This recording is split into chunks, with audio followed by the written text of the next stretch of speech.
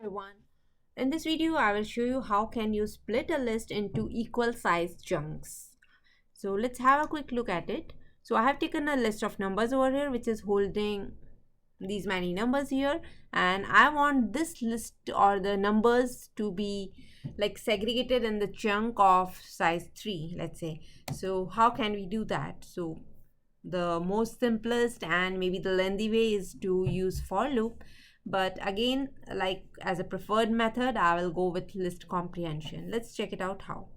So I would say, as it is list comprehension, the first thing we need is the square brackets, and then I would say numbers.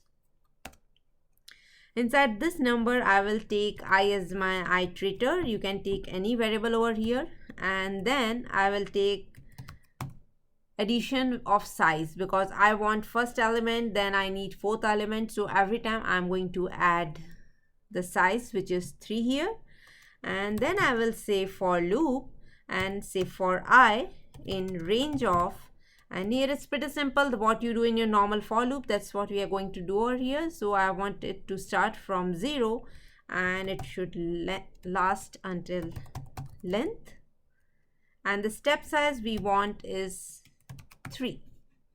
So that's all we need. Let's store it in some variable p and get it printed. So if I will execute this, you can see that now we got the output which is in the chunk of 3. So if I am changing it to, let's say, 5, so you would see that now we have 1, 2, 3, 4 and 15 in one chunk, then next 15, and the last chunk is holding only one element because this is how the elements are. So I hope you enjoyed this short trick, and thanks for watching.